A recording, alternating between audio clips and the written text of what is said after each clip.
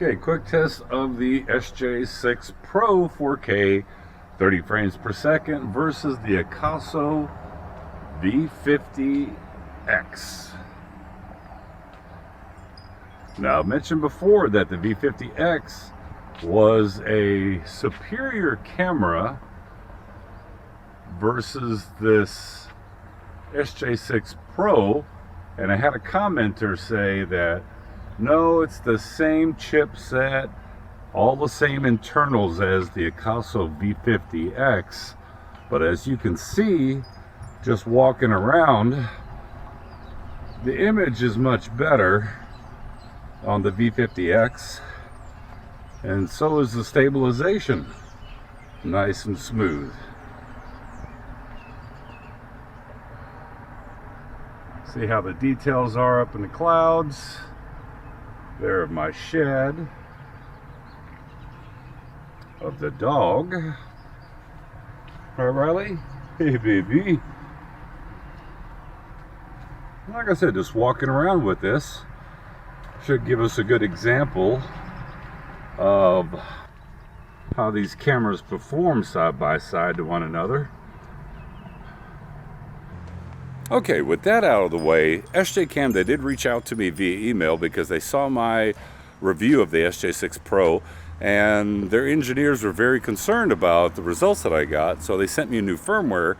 So let's check out the new firmware on the SJ6 Pro and compare it once again to the V50X. So now with saying that, let's do the new firmware of the SJ6 Pro compared to the Akaso V50X to see, was there actually an improvement? Look at the trees. Go walk around just a little bit, see which one's got the better stabilization between the two. How it deals with shadows. Which one's got more detail. And in post, I'll go ahead and zoom into that tree just so we can see, is there a difference?